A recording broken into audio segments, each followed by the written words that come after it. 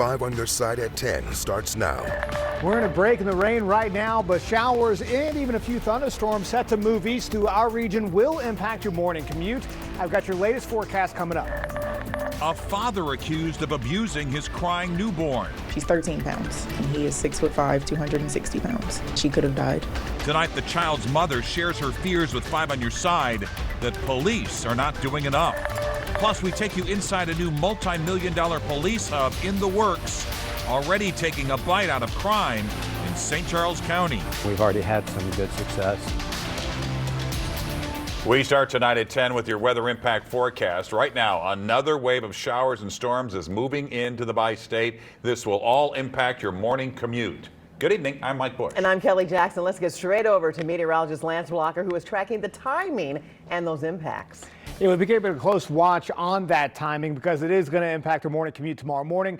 We adjusted the timing on this a little bit from the forecast data that was showing up earlier, and the reason is because it's somewhat moving in a little bit, maybe about an hour or so ahead of schedule. You can see some light to moderate rain down to the southwest. That will overtake the entire region over the next 12 hours or so. You can look out and see well off to the west. This is a huge storm system, area of low pressure back in here. On the backside of that, they got some snow in the higher elevations and some thunderstorms down on the southern side. This is the warm sector down here.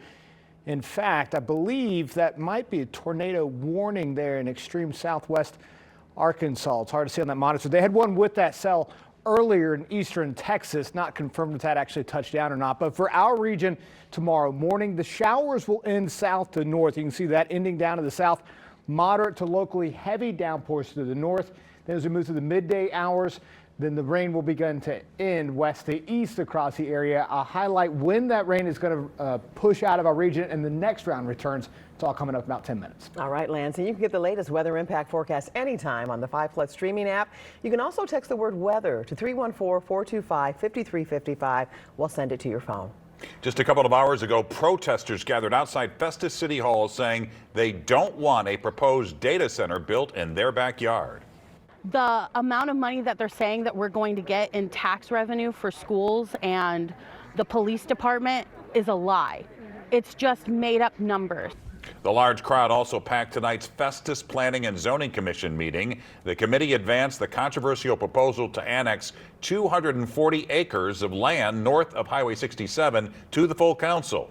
The city is expected to host a series of public meetings before making a final decision. Tonight, a man remains in critical condition after a police chase that started in the Metro East ended in a crash in downtown St. Louis. According to Sauget Police, the chase started in Washington Park early this morning. Investigators say the suspect was under the influence driving a stolen car from Belleville. An SLMPD task force is now investigating whether the response from Washington Park and Sauget Police was justified. The force detectives are called to any incident where use of force, whether it be a police pursuit or deadly force, is used in the city of St. Louis by any law enforcement officer. So that might, like today, includes police from Illinois. We are working to learn the identity of that driver and any other charges he may be facing. We have new information tonight about a shooting inside a North St. Louis grocery store. Police say a suspected shoplifter shot by a security guard was armed with a knife. And we also learned the 43-year-old man was banned from the store at Natural Bridge in Grand for previous thefts. He's in critical condition tonight. Tonight, a St. Louis man is charged with physically assaulting his own infant daughter. The baby's mother told police her home security cameras caught the abuse on video. And we want to warn you, some of the details in this story are disturbing. Just hours ago, the mom relived the nightmare with 5 on your side's Robert Townsend. The video immediately angered Elijah Jackson. Once I saw the whole thing, instant tears. Instant crying. The St. Louis mom told police she was at work last Friday night when suddenly something told her to check her videos, and she couldn't believe what she saw. He was strangling her. He was choking her with his hands. She says her home security cameras caught her ex-boyfriend physically abusing their 6-month-old, 13-pound baby daughter. Christopher Wallace was watching the infant and their 2-year-old at the time. And then later, when I discovered 4 more videos of him strangling her, more just sobbing. My stomach is still in knots. Jackson says in the video, Wallace could be seen tossing the baby on a couch while she cried, roughly flipping her over on her front and then pressing her face into the cushion.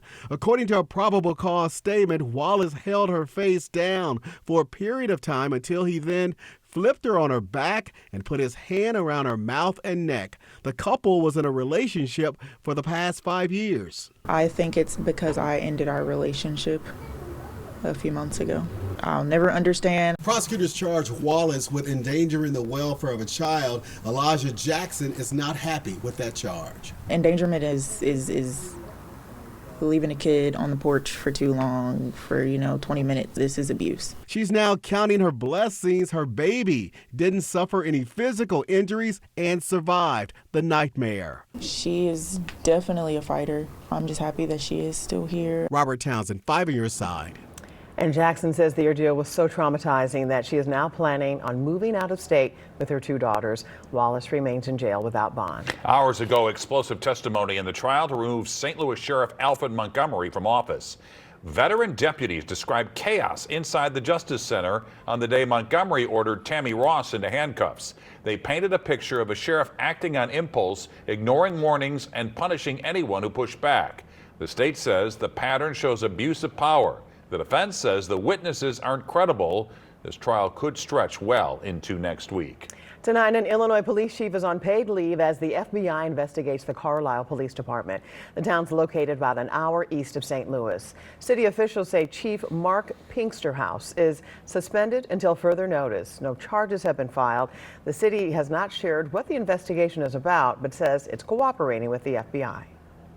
New tonight at 10, we are getting an in-depth look inside a brand new crime-fighting hub in St. Charles County. 5 on your side's Laura Barczewski spent all afternoon at the Justice Center in O'Fallon, where police are getting better equipped to respond in real time. O'Fallon is the 7th largest city in the state of Missouri, and to keep up with that growth, the city is taking its safety priorities to new heights, starting with a real-time information center known as the Arctic. Where we can pull together all of our technology, all of our resources, what we call LPR cameras, the license plate recognition that we use to find stolen vehicles, felony wanted vehicles. It all comes into one simple location. In this room, there will be a 25-foot-long monitor and workstations for analysts. While the center is not complete yet, they've already put the technology to work. And we've already had some good success in getting a hit on a vehicle, tracking it down, and taking the subject into custody. So we've already seen some success just in a soft launch. So I know that'll go threefold once we come in here. O'Fallon Police Chief Frank Menini says the idea is the work begins as soon as the 911 call comes in. The analyst will see all the information coming in, be able to pull up information on the address history, suspect information if they have that, vehicle information if they have that, start doing research and analytics on that while the officer's still en route, so the officer doesn't have to look at his onboard computer while he's driving there. The department also unveiled a new tool. The Drona's first responder system. It's the first of its kind in the state, and I actually got to fly it. So an officer in O'Fallon could have anywhere from a 30-second response time to 6-minute response time. In here, we can get that drone launched in 30 seconds before that call even gets sent out, before that clock's even ticking. So we're on scene in negative time sometimes. At 5 on your side, we also utilize drones in our storytelling to get a bird's eye view for our story. The O'Fallon Police Department can do even more at a higher ceiling, looking at a license plate from 1,000 to 2,000 feet away. In a shooting event, an active shooting event at a school or a business, every 15 seconds someone loses their life. And if we can get ahead of that curve with a drone or through real-time information getting out to the officers, we're saving lives. In O'Fallon, Laura Barczewski, 5 on your side. Construction on the $1.2 million real-time information center is scheduled to begin in just a few weeks. Right now, dozens of activists and volunteers are sleeping out in the rain and cold. It's all in solidarity with people facing homelessness. Sleep Out St. Louis is being held on the campus of St. Louis Community College at Forest Park. Covenant House, which hosts the annual event, says it's seen a significant increase of individuals seeking help since the May 16th tornado. St. Louis Mayor Kara Spencer signed an executive order today, putting the city's emergency management agency in charge of winter response. This comes after issues with snow removal last season, with many city streets covered in a layer of ice and snow for weeks. The mayor says better coordination between the streets and fire departments is crucial, especially with many people's homes still damaged from that May 16th tornado. We have so many members of our community that are living in compromised dwellings, from within their homes, tents within their homes, on their property.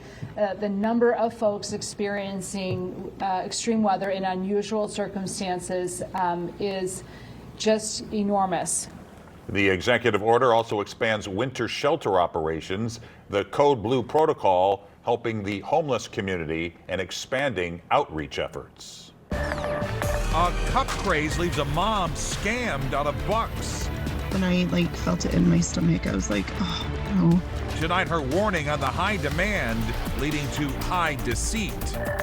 A recipe for Thanksgiving savings. Turkey, dressing, gravy, potatoes. Sweet potatoes, macaroni and cheese. The secret high-tech ingredient helping to gobble up less of your grocery budget.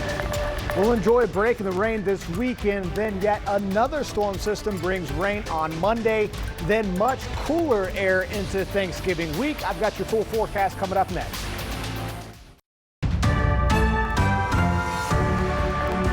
Tonight, a truck driver in North Carolina is being treated for serious injuries after overturning his tractor trailer hauling live turkeys just a week before Thanksgiving. Around half of the 50 birds did not survive. The surviving turkeys were seen wandering on a highway ramp. They were captured and hauled away. The cause of the crash is still under investigation. A consumer alert tonight for those hard-to-get Barista cups from Starbucks. One mother warns scammers are cashing in on the sold-out collectibles. Wanting to surprise her kids for Christmas, she found some listed on Facebook Marketplace. She paid $195 for 3 cups using a Cash App. After the payment went through, the seller never showed up to drop off the purchase. There are people out there who are dishonest, who are going to steal from other hardworking people, and that's how they make their living, and that's really sad and frustrating. If it doesn't feel right, trust your gut. The Better Business Bureau cautions third-party sellers like those on Marketplace can be hard to verify, and there's no real regulation. It's suggested you pay cash in person. Thanksgiving is 1 week away, and grocery stores will be busy over the next few days as people prepare for their holiday meal. Before making out your shopping list, Megan Abunda shows us how AI can cut time and cost at the checkout lane.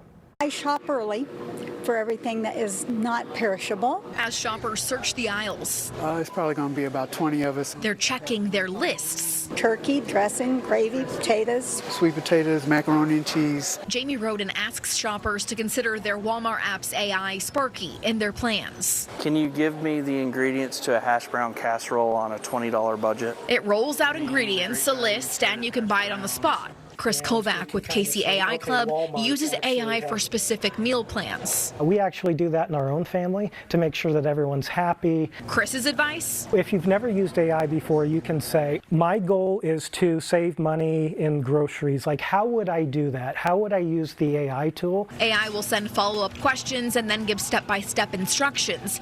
But how does it weigh against tradition? I know how to incorporate what I need and plan. So I won't use AI. No, I don't need that. I know what I need. I don't need an app. I don't want to start relying on that too soon. Another AI tool called Perplexity compares prices side by side. 10 different grocery stores, and it would give us the price of that turkey in real time. He says it's a way to skip looking through paper ads. But Sherry's advice: Keep it simple and relax, because that's what Thanksgiving is for. Giving thanks for what we do have, not about what we don't have.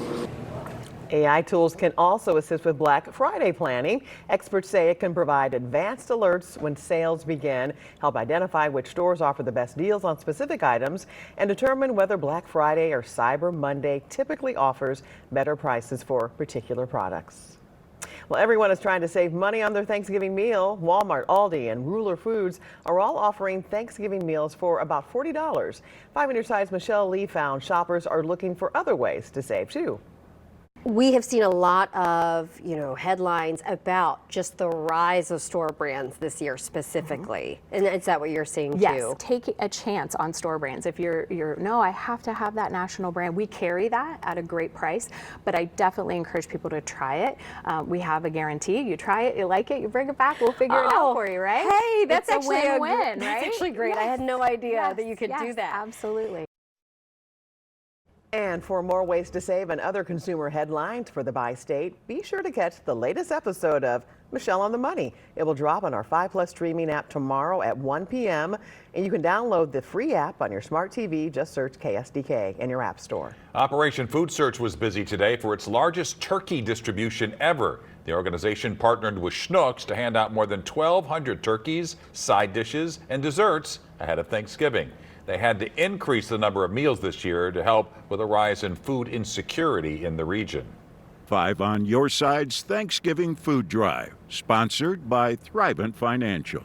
5 on Your Side and Thrivent are teaming up with Operation Food Search to help our neighbors in need this Thanksgiving. We really do need your help, and every dollar that you give provides $6 in food. To donate, you see it right there. That's the QR code on your screen. Just scan that QR code and you'll be able to donate. Our friends and neighbors could use the help.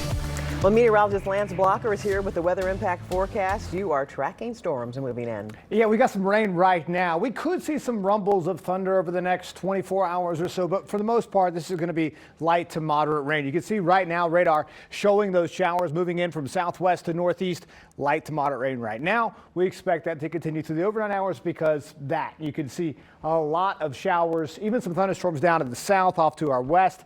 That entire system is set to move through over the next few hours. But as we look out, or over the next day or so, as you look out to the west, there's our next weather maker already on deck there in Southern California. That's going to bring more rain chances on Monday. The good news is Saturday and Sunday look great.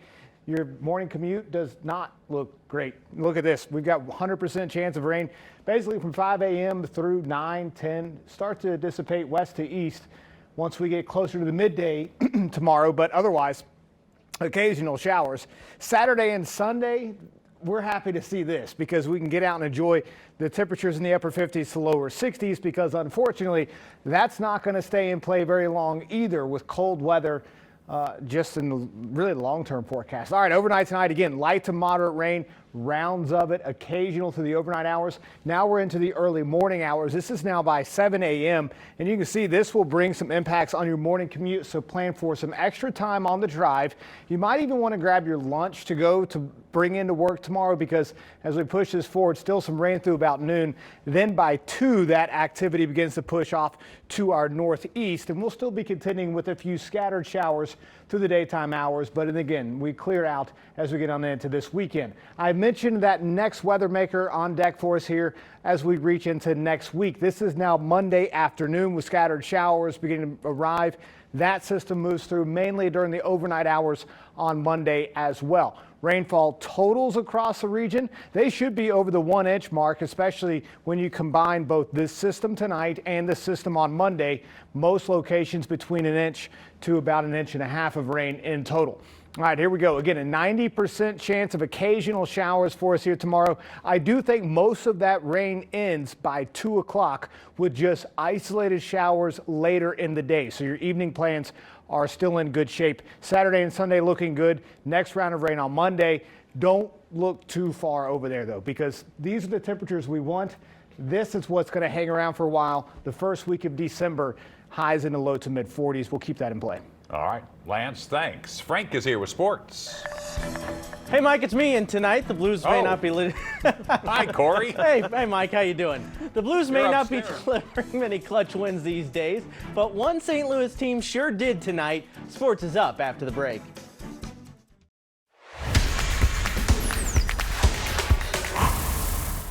Night after night, the St. Louis Blues just seem to find some new excruciating way to lose a hockey game. Even when they have a lead, it feels like they're losing. Unfortunately, it was more of the same tonight in Philadelphia. Good to see Jake Neighbors back in the lineup. He's always good for a spark. And the Blues came out hot. Speaking of hot, how about Justin Falk? He has that scoring touch this season. 1-0 Blues in the first. Later in the first, guess what? It's Falk again. His 6th goal of the season, and the Blues have that dreaded 2-goal lead. Philly erased 2 different 2-goal deficits against the Note a few days ago. In St. Louis, they'd erase another one tonight. That third period goal tied things up and sent the Blues to overtime again. And in overtime, it's a familiar story. This time, Travis Sanheim gets loose, beats Joel Hofer, and the Flyers win 3-2. The Blues are now 0-6 in overtime and shootouts. We're trying to scrape out 2 points, and we haven't been able to. I like our effort. I like the way we're playing hard for each other. We got to find ways to extend leads. We got to find ways to close out games. This is a soccer town. SLU, Lindenwood, the WashU men and women, and the Maryville men and women are all in their respective levels of the NCAA tournament. The 2 D1 schools kicked off the first round tonight. And what a finish it was at SLU. The Billikens were down 1-0 to Kentucky with less than 5 minutes left. And then freshman Jack DiMaria rode to the rescue. Look at that goal from way out that tied things up. We would head to overtime at Herman Stadium. And in overtime, DiMaria was the hero again. He gets the redirection in front to beat the Kentucky keeper and send SLU to the second round with a 2-1 victory. The Bills will play Indiana on Sunday. Lindenwood's first ever D1 tournament appearance. They were on the other side of the state facing Kansas City. Second half scoreless game when Casey's Kevin Nkumu beats the keeper. That made it 1-0 Ruse. Time winding down in this game. Just 5 seconds left. The Lions have a number of chances at the buzzer, but they just cannot convert. Kansas City wins 1-0 to end a stellar season for Lindenwood. Mizzou Hoops hosting South Dakota tonight in Columbia, and word to the wise, get out of Mark Mitchell's way. 22 points for the Tiger Star, including that jam. Yeah, he was cooking. So was Javon Porter. He did not miss a shot tonight. A perfect 9 for 9 from the field with 19 points and 12 rebounds to notch a double-double. Mizzou hit the century mark in style on a Jacob Cruz up and under, and the Tigers moved to 6-0 with a 102-68 win over South Dakota. It is getting serious on the high school football fields around St. Louis. It's almost time to hand out some state championships. Over in Illinois, one small town is ready to make some history. From the second you cross over the Illinois River into Calhoun County, it's apparent they love their Warriors. Calhoun High School has an enrollment of just 170 kids. But on the football field, the Warriors are a perfect 12-0 so far this season and will host a semifinal game in 1A on Saturday. Now, these trucks you're going to see on the hill, these have been lined up since Sunday morning, claiming the best spots for Saturday's game. This community loves its team, and the Warriors want to finish the job. I mean, this team, we were so close. I mean, last year we were close, but this year we are just like tight-knit, and I think that's the recipe for success. We come to practice every day with one goal in mind, and that's a state championship. And we treat every week as it comes, and we've won every week so far, so we plan to keep that going. It's officially time to start thinking about one of the biggest St. Louis events of next year. Tickets for the 2026 BMW Championship at Belle Reve are now on sale. The tournament will be held August 17th through the 23rd next year and is the second to last playoff event on the PGA Tour schedule. Congrats to Oakville native Addie Frank. The 17-year-old was drafted into the new Women's Professional Baseball League tonight. She was taken by Los Angeles as their 26th pick, 103rd overall.